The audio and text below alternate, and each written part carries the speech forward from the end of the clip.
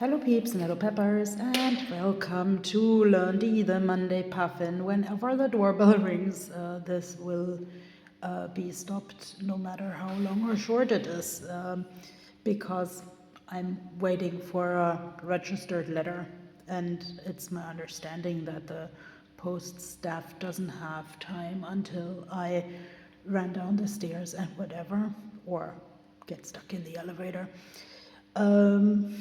So I would say this Monday, and I still find it funny that the word for puffin, the French word for puffin, spells the same way as the Icelandic word for Monday. This Monday was a quite successful day because I had such a good talk with like an experienced tarot reader about that the Seven of Wands was missing in my design, but that this card that I already had from another context fits so perfectly to the Seven of Wands because it means I'm taking the fight. And I think I've explained a zillion times already that the puffin is a very territorial bird and takes the fight with a much bigger seagull and less colorful seagull. And then I also learned that the hanged man with the parachute would only work if the parachute is like tangled in something else. So now in the Iceland spirit, I'm tangling the parachute in Yggdrasil, because that's the tree of life. And because whenever I receive a tarot reading like on YouTube, then the hanged man is find a different angle, sort of like in one of my favorite movies, find a different angle, paybacks. And like in the Nordic context, I learned today it's Odin who missed one eye but got the magic as a gift in return.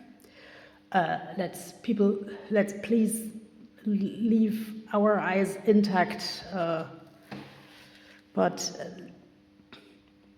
have I ever mentioned that I have like nightmares of severed fingers, and that's why I don't like this particular tarot card from another deck with the Princess Sedna, whose fingers were severed. But let's not try this at home. But in the story, the fingers became all the animals in the sea, so that would also apply to the puffin.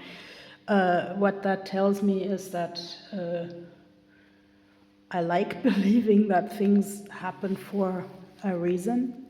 There is also this like really hilarious K-drama where like a South Korean woman lands on North Korean territory with a parachute by accident and gets tangled into a tree and gets tangled into people's lives in ways that can't be reversed. And let's say, even though like in real life the story wouldn't be funny, it is set up to be really funny and to be like really people-y. That's why I like it so much.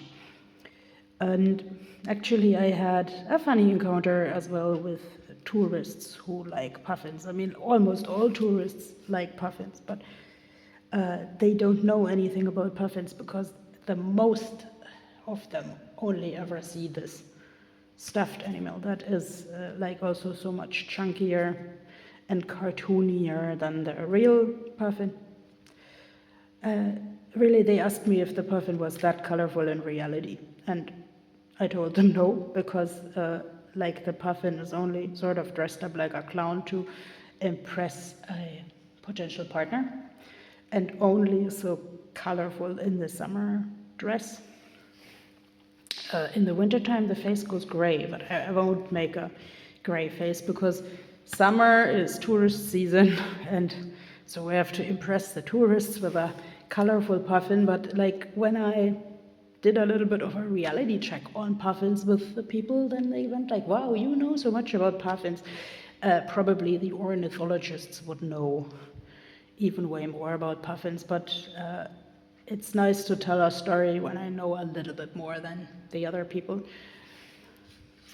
Sometimes I also hear the statement on YouTube, to teach other people, you just have to know a little bit more than them. And actually, whenever I teach someone, I also learn from them. So we'll see where this tourist puffin drawing leads in the end.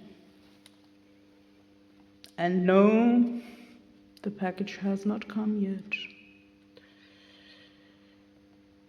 This is a little bit like this Icelandic tradition of waiting for the first puffin or the first golden plover. Any of those are seen as messengers of spring. Maybe here the spring also gets a little bit stuck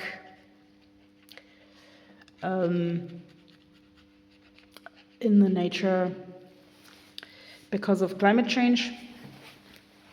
And yes, we have to find a different angle on climate change too. Let's say my YouTube always wants to offer me this advertising for making something of carbon dioxide, but I forgot what they're going to make of the carbon dioxide. But principally, I have at some point read an article where some genius managed to make plastic of carbon dioxide. So I am actually really interested in environmental technology, but I can't always retain all the facts. So maybe I should start bookkeeping about them.